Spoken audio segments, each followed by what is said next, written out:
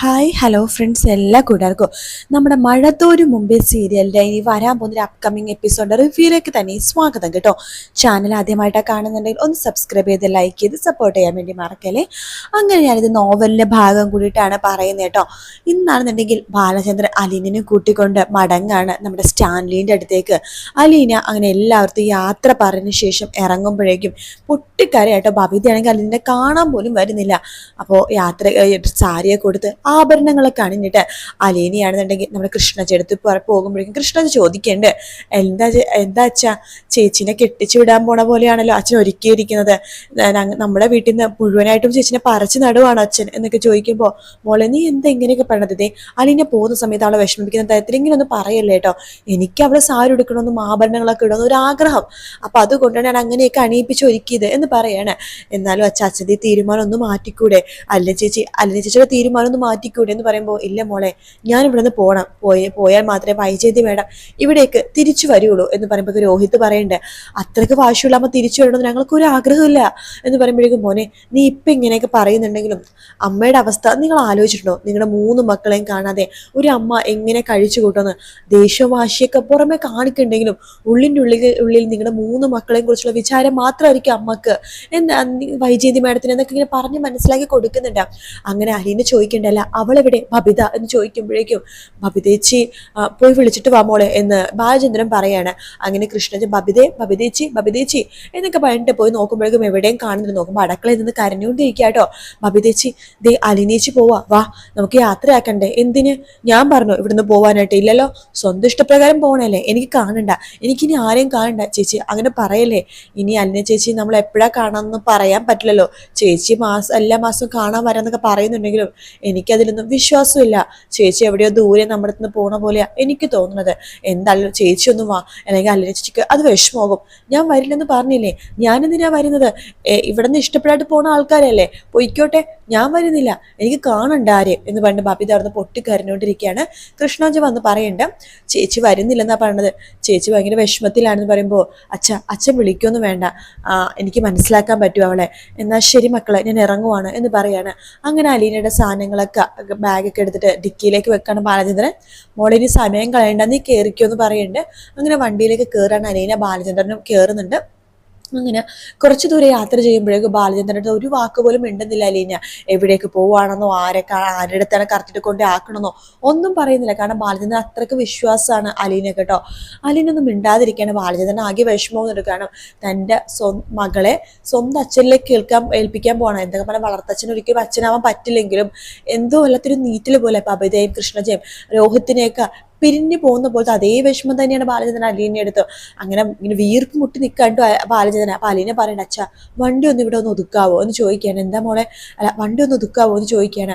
അങ്ങനെ വണ്ടി ഒതുക്കുന്നുണ്ട്. അലീനെ പറയണ്ട, അച്ഛാ നമുക്കൊന്ന് കുറച്ചു നേരം പുറത്തിറങ്ങി ഒന്ന് 5 മിനിറ്റ് നിന്നിട്ട് പോയാൽ പോരെ? മതി, തിരക്കൊന്നുമില്ല മോളെ എന്ന് പറയാണ്. അങ്ങനെ കുറച്ച് ദൂരം യാത്ര ചെയ്ത് കഴിയുമ്പോഴേക്കും വണ്ടി ഒന്ന് ഒതുക്കിയതിന് ശേഷം അലീനയും ബാലചന്ദ്രനും അവിടെ ഇറങ്ങുവാട്ടോ. കുറച്ചു നേരം അവിടുത്തെ നെൽപ്പാടമൊക്കെ കണ്ടുകൊണ്ടിരിക്കുകയാണ് അലീന. ബാലചന്ദ്രനും അങ്ങനെ തന്നെ അവിടെ ഇവിടെയൊക്കെ നോക്കിക്കൊണ്ടിരിക്കുകയാണ്.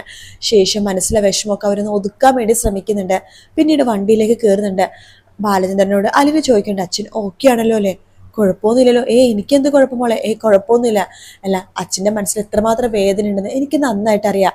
ഞാൻ കുറച്ചു നേരം കൊണ്ട് വണ്ടിൻ്റെ അകത്തിരുന്നതിന് അച്ഛൻ പൊട്ടിക്കരയോന്ന് എനിക്കറിയാം.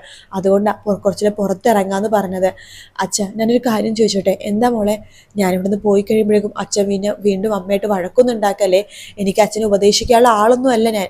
പക്ഷെ ഞാൻ പറയാടച്ച, ഞാൻ ഇവിടുന്ന് പോണതിൻ്റെ ഉദ്ദേശം എന്താണ്? അച്ഛനും അമ്മയും ഒരുപാട് നാള് സന്തോഷത്തോടെ ജീവിക്കാനായിട്ട്. മോളെ, അത് നീ ഉള്ള സമയത്ത് അങ്ങനെയൊന്നും ഉണ്ടായിരുന്നില്ലടി. അതൊക്കെ ശരി തന്നെയായിരിക്കും. പക്ഷെ ഇനി ചിലപ്പോൾ വൈജയന്തി മേഡം ഒതുങ്ങിക്കോളും. അച്ഛനായിട്ട് പ്രശ്നത്തിനൊന്നും പോകരുത്. അമ്മ എന്തെങ്കിലും പറയുകയാണെങ്കിലും പരമാവധി എങ്കിലും ക്ഷമിച്ചു കൊടുക്കാൻ വേണ്ടി നോക്കണം. 3 മക്കൾക്ക് വേണ്ടിയിട്ടും. എടി, നീയും എൻ്റെ മോള് തന്നെയല്ലേ? അതെ, ഞാൻ അച്ഛൻ്റെ മകള് തന്നെയാണ്. ഇനി എൻ്റെ സ്വന്തം അച്ഛൻ എൻ്റെ മുമ്പിലേക്ക് വന്നാലും ഞാൻ പറയും എൻ്റെ അച്ഛൻ ബാലചന്ദ്രനാണെന്ന്. എൻ്റെ പേരിൻ്റെ കൂടെ ബാലചന്ദ്രൻ എന്ന പേര് മതി, അലീന ബാലചന്ദ്രൻ. ഒരിക്കലും എൻ്റെ സ്വന്തം അച്ഛൻ്റെ പേര് ഞാൻ പേരിൻ്റെ കൂടെ ചേർക്കില്ല, കാരണം ഞാൻ അച്ഛാന്ന് വിളിച്ചതും അച്ഛനായിട്ട് കണ്ടതൊക്കെ അച്ഛനെയാണ് അച്ഛ എന്ന് പറയുമ്പോൾ ബാലചന്ദ്രൻ പൊട്ടിക്കരഞ്ഞു പോവാട്ടോ. കാരണം എന്തുമാത്രം സ്നേഹമാണ് തൻ്റെ ഈ മകൾക്ക് എന്ന് ആലോചിച്ചിട്ട്. അതേസമയം സ്റ്റാൻലി ആണെങ്കിൽ ആകെ ത്രില്ല് ചെയ്യാണ് കേട്ടോ. ഈശ്വര, തൻ്റെ മോളിന്ന് വരുവാണ്, എന്താ ചെയ്യേണ്ടത്, എന്താ കൊടുക്കേണ്ടത്, അവൾക്ക് ഇഷ്ടം എന്തായിരിക്കും എന്നൊക്കെ പറഞ്ഞിട്ട് അവൾക്ക് അവിടെയൊക്കെ പറഞ്ഞ് ഏൽപ്പിക്കാട്ടത്. എൻ്റെ മോള് വരുവാണ്, എൻ്റെ മോളെ നോക്കണം കേട്ടോ. അതെ ഇങ്ങനെ അതായത് ഇങ്ങനെ അവരുടെ പുറത്തൊക്കെ പറയുന്നുണ്ട് തൻ്റെ സ്വന്തം മോളാ വരുന്നതെന്ന്. അപ്പം അതുകൊണ്ട് ഇങ്ങനെ ഭക്ഷണം ഉണ്ടാക്കണം, ഒരു കുറവും വരാൻ പാടില്ല അവൾക്ക്. അവൾ ഇതേ നല്ല സൗകര്യമുള്ള വീട്ടിൽ നിന്നാണ് ഇവിടേക്ക് വരുന്നത്. അപ്പം അവൾക്ക് അതുകൊണ്ട് സൗകര്യത്തിന് ഒരു കുറവും ഉണ്ടാകാൻ പാടില്ല. അവൾ അങ്ങനെ നോക്കണം, ഇവളെ ഇങ്ങനെ നോക്കണം, നോൺ വെജും വെജും എല്ലാം വെച്ചോ എന്നൊക്കെ പറഞ്ഞു. എൻ്റെ മോൾക്ക് എന്താ ഇഷ്ടമെന്ന് അറിയില്ലല്ലോ. പിന്നെ അവൾക്ക് വേണ്ടി കുറച്ച് ഡ്രസ്സൊക്കെ എടുത്ത് വെച്ചിട്ടുണ്ട്, എല്ലാം വെക്കണം. പിന്നെ മുറ്റമൊക്കെ നിന്നിട്ട് അടിച്ചു വാരി എന്നൊക്കെ പറഞ്ഞിട്ട് എല്ലാം പറഞ്ഞ് ഏൽപ്പിക്കട്ടെ. പക്ഷേ അവർ കാണുന്നില്ലല്ലോ, സമയം പോയിക്കൊണ്ടിരിക്കണം. ബാലചന്ദ്രനെ വിളിച്ചാലോ, ഡ്രൈവിംഗ് ആയിരിക്കോ, വിളിച്ചു നോക്കാം എന്ന് പറഞ്ഞിട്ട് സ്റ്റാൻലി വിളിക്കുന്നുണ്ട്. പക്ഷെ ബാലൻ ഫോൺ എടുക്കുന്നില്ല 2 പ്രാവശ്യം. പിന്നീട് വിളിക്കുമ്പോൾ എടുക്കുന്നുണ്ട്. ഹലോ, എവിടെ എത്തി, നിങ്ങൾ എത്താനായോ? ഞങ്ങളൊരു 3 മണിക്കൂറിൽ എത്തും. അതെയോ, ശരി ശരി എന്ന് പറഞ്ഞിട്ട് ഫോൺ വെക്കാണ് സ്റ്റാൻലി. ഭയങ്കര സന്തോഷം കേട്ടോ. സ്റ്റാൻലിയുടെ സംസാരത്തിൽ നിന്ന് മനസ്സിലാക്കുന്നുണ്ട് ബാലചന്ദ്രൻ. പുള്ളിക്കാരൻ ഭയങ്കര ത്രില്ലാണ്, സ്വന്തം മകളെ കിട്ടുന്നോണ്ട് ഭയങ്കര ത്രില്ലിലാണെന്നുള്ളത്. അങ്ങനെ കുറച്ചു ദൂരം യാത്ര ചെയ്യുമ്പോഴേക്കും നമ്മുടെ അലീനെ നോക്കുമ്പോൾ ഒരു ഗുഹ പോലെ അല്ലെങ്കിൽ ഒരു കാട് പോലെ ഒരു സ്ഥലത്തേക്ക് കയറി പോവാണ്. അടുത്തൊന്നും ഒരു വീട് പോലും ഇല്ല കേട്ടോ.